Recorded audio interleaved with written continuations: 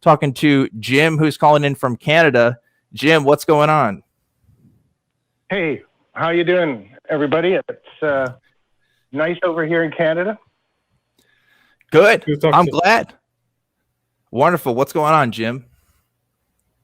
I was just listening to the front part of the show, and I thought about ethics a lot, and I often try and boil things down. And I was thinking about how, ethically, under certain circumstances, my ethics can be at a higher standard than they would be if I was, say, homeless or in a worse situation. And I wasn't really sure if that was something like a too basic a consideration, but I often try and boil things down to, if you're hungry and you have to say kill an animal and eat it. That's something you wouldn't normally do. Ethically, you might even be against that.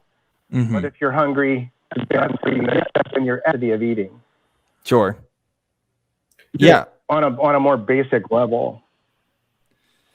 I guess I'm not sure. I agree with you in the sense that, I try to abstain from animal products, as much as I can. But again, if somebody's going to say, what if you're on a desert island, Dan? Yeah, I'm going to do what I can to survive. But, that's not obviously a normal situation. I don't live on a desert island every day. So I have access to other things in the same way that hey, you may get in a plane crash in the Himalayas and you might have to eat your friend. But you wouldn't want to eat your friend every day. That doesn't mean that's reasonable for you to go around eating your friends all the time just because you'd have to in one specific situation. So I guess I agree with you in that sense. I'm not sure what exactly the point you were trying to make is, Jim. I think my point is my friends are delicious. Is my point. Your friends are delicious. Okay. Well, I mean, more. I think. There are fetish websites out there for you where you can partake in that in safe ways that don't harm other people. For the most part, I think. I don't know. I'm not an expert on that, but more power to you there, Jim. Hey, thanks, Dan. Look, I think I wasn't able to articulate my point, but I appreciate you guys taking my call. Have a good night. I'll get out of the way. Okay. All right. Do you want something you want to add? Yeah, just real quick. It's even the fact that you can have context, that doesn't undermine the fact that there is still an objective way we talk about morality. There may be cases where, yes, you're put in a situation where no matter what you do, it can be viewed as immoral, but it can still be on a spectrum of, well, it's less immoral than potentially another action. Any time that you're sort of violating somebody's freedom of will, that's going to be a problem.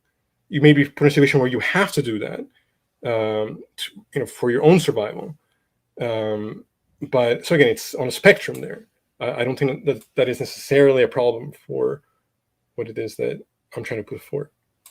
Yeah, I hear what you're saying. Yeah, there's always, the whole thing. What makes ethics useful is determining what the best choice, quote unquote, is to make in situations where it's not immediately clear, right? I think that's what ethics is supposed to be, how it's supposed to be useful for us.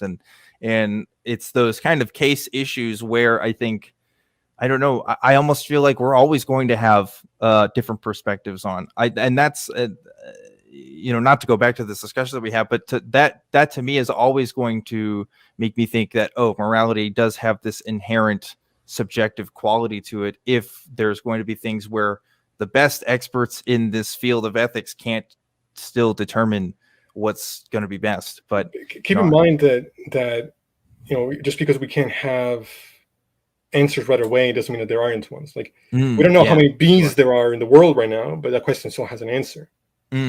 That's interesting. But I would also say we have a method of at least figuring that out. Even if, we can all count, you know what I mean? There's still a method there. I'm not sure if the science of ethics has it's getting there. The more work we do in neuroscience, the closer we get to. I agree. I think neuroscience is going to answer a lot of questions for us as far as what's going to be best in the future and for now.